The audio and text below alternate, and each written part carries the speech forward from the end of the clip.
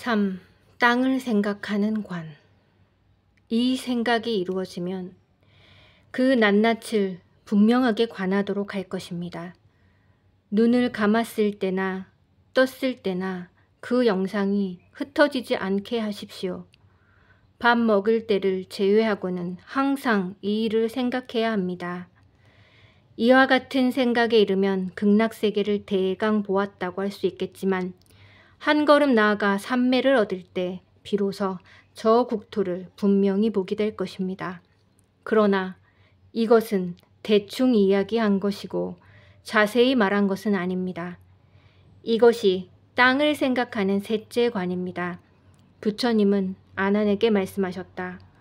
너는 내 말을 잘 기억했다가 이 다음에 오는 사람들 중에서 고통에서 벗어나고자 하는 사람을 위해 땅을 관하는 법을 말해 주어라.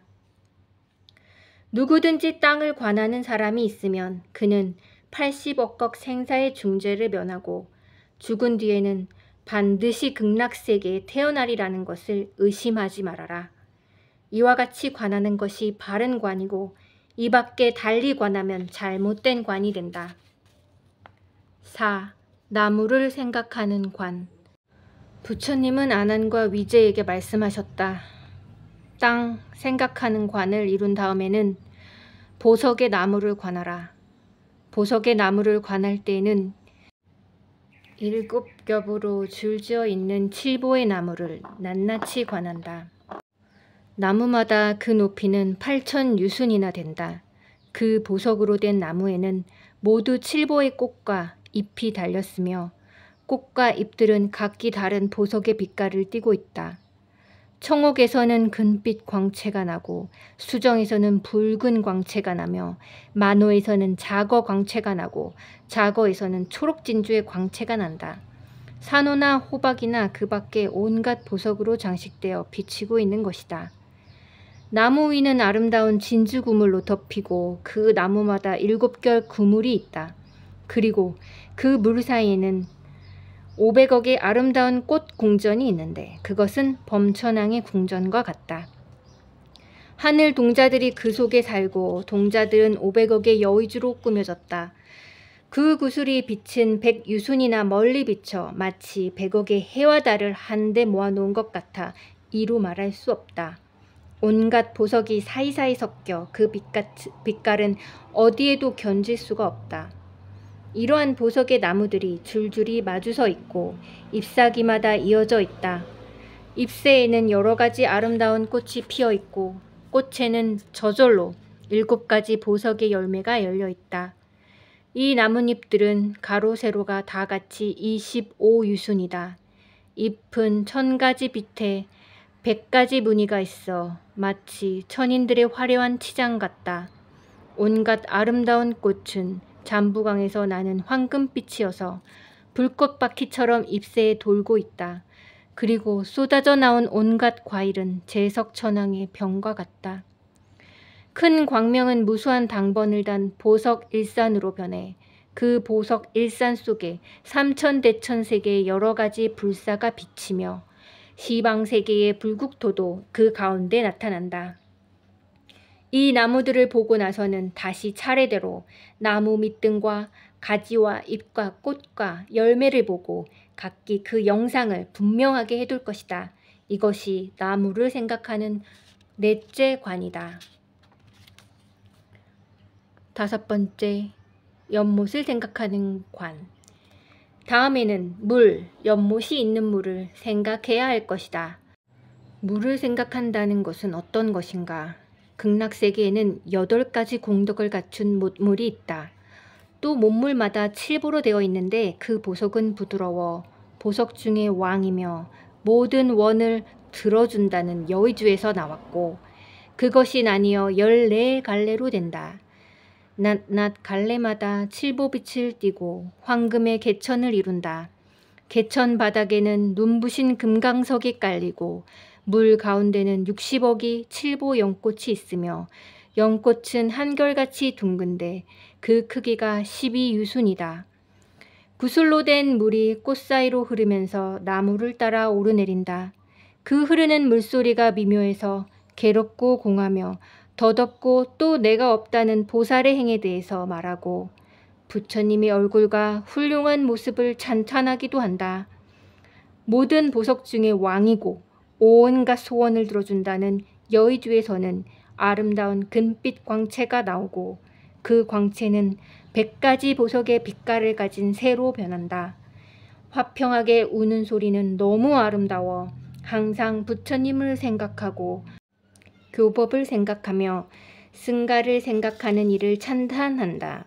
이것이 8가지 공덕을 갖춘 무를 생각하는 5째 관이다. 6째, 누각을 생각하는 관. 온갖 보석으로 장식된 국토의 낱낱 경계 위에 500억이 보석 누각이 있고 그 누각 안에는 무수한 천인들이 천상의 음악을 연주한다.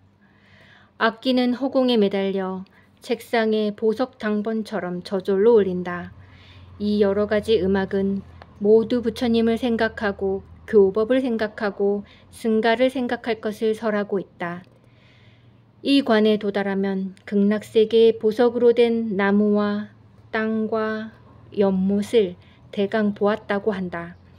이것이 모든 것을 생각하는 6째 관이다. 이것을 관하는 사람은 우량 억겁의 가장 무거운 악업에서 풀려나 목숨이 다한 뒤에는 반드시 저 불국토에 날 것이다. 이렇게 관하는 것이 바른 관이고 이 밖에 달리 관하는 것은 그릇된 관이다. 7번째, 연화대를 생각하는 관. 부처님께서 아난과 위제에게 말씀하셨다. 자세히 듣고 잘 생각하라. 나는 그대들을 위해 고뇌를 없애는 법을 분별하여 설하겠노라. 그대들은 그것을 잘 기억했다가 여러 사람들에게 널리 분별하여 해설해 주어라. 이와 같이 말했을 때 무량수 부처님은 허공에서 계셨고 관세음보살과 대세지보살은 좌우로 부처님을 모시고 있었다. 광명이 너무 찬란해 눈으로 볼 수가 없었다. 그것은 백천의 잠부강에서 나는 황금을 가지고도 견줄 수 없는 것이다. 이때 위제희는 무량수 부처님을 뵙고 그 발에 공손히 예배하고 나서 석가모니 부처님께 사례었다. 세존이시여, 저는 지금 부처님의 실력으로 아미타불과 2분의 보살을 친견할 수 있었습니다. 그러나 이 다음 오는 중생들은 어떻게 해야 아미타불과 2분의 보살을 친견할 수 있겠습니까? 부처님은 위제에게 말씀하셨다. 저 부처님을 뵈려면 먼저 생각하는 마음을 내야 합니다. 칠보르된 땅 위에 연꽃을 생각하십시오. 연꽃 잎새마다 100가지 보석의 광채가 있다고 생각하십시오. 그 잎에는 84,000 엽맥이 있는데 천상의 그림 같고 엽맥마다 84,000 광채가 있어 이런 것이 분명하게 보입니다. 작은 꽃잎이라도 그 길이가 250 유술이나 됩니다. 이와 같은 연꽃에 84,000 잎이 있고 잎 사이마다 100억 개의 구슬이 둘레를 붙이기 위한 장식으로 달려 있습니다. 낱말 구슬에서는 1천 광명이 바래져 그 빛은 일산 같으며 칠보로 되어 널리 땅 위를 덮고 있는데 여의주가 그 받침이 되었습니다. 그리고 이 연화대는 8만 개의 금강석 견숙가보, 범마니보, 묘진주망으로 장식되어 있습니다. 그 자대 위에는 저절로 생겨난 4개의 보석 당번이 있는데 당번마다 100천 만억의 수미산 같습니다.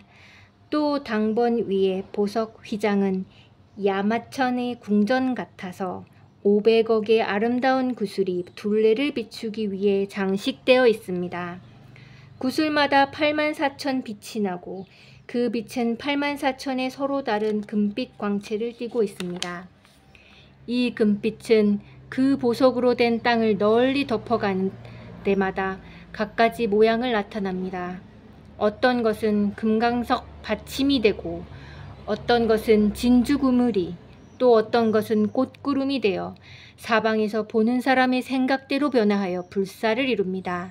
이것이 연화대를 생각하는 일곱째 관입니다. 부처님은 아난에게 말씀하셨다.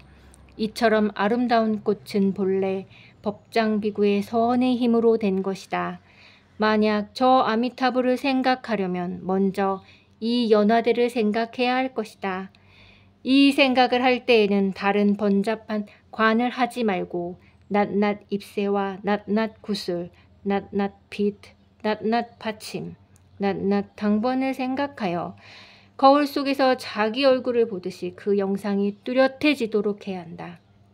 이 생각을 이루게 된 사람은 5만 겁 동안 받을 생사의 무거운 죄를 벗고 반드시 극락세계에 태어날 것이다. 이와 같이 생각하는 것을 바른 관이라고 하고 이 밖에 달리 관하는 것은 그릇된 관이다. 8째, 형상을 생각하는 관. 부처님은 다시 아난과 위제에게 말씀하셨다. 이것을 생각한 뒤에는 부처님을 생각하라. 왜냐하면 부처님들은 있는 모든 것을 몸으로 하는 법계신이고 온갖 중생들이 마음속에 들어가기 때문이다. 그러므로 그대들이 마음에 부처님을 생각하면 이 마음이 그대로 부처님의 30 이상과 80 수용호인 것이다. 이 마음으로 부처를 이루고 또한 이 마음이 곧 부처이다. 모든 부처님의 지혜가 마음에서 생기는 것이므로 한결같은 마음으로 생각을 모아 저 부처님 열의 응공정변지를 잘 생각할 것이다. 저 부처님을 생각하고자 하는 사람은 먼저 그 형상을 관해야 한다. 눈을 감거나 뜨거나 잠부강에서 나는 금빛 같은 보석의 형상이 연꽃 위에 앉아있는 모습을 보고 나서는 마음의 눈이 열려 극락세계의 칠보로 장식된 보석의 땅과 보석의 연못, 보석의 나무가 줄지어 서고 그 위에 천인들의 보석 휘장이 덮이고 온갖 보석으로 아로새긴 그물이 허공 가득히 있는 것을 낱낱이 분명하게 본다. 마치 손바닥을 펼쳐보듯이 그 영상을 확실하게 보는 것이다. 이렇게 보고 나서는 다시 한 송이의 커다란 연꽃이 부처님의 왼쪽에 있는 것을 생각하라. 그것은 앞에 말한 연꽃과 조금도 다르지 않다. 그리고 또 한 송이의 커다란 연꽃이 부처님의 오른쪽에 있는 것을 생각하라. 관세음보살 상이 왼쪽 연화대에 앉아있는 것을 생각하라. 이 상이 금빛 광명을 바라는 것은 앞에 말한 바와 조금도 다르지 않다.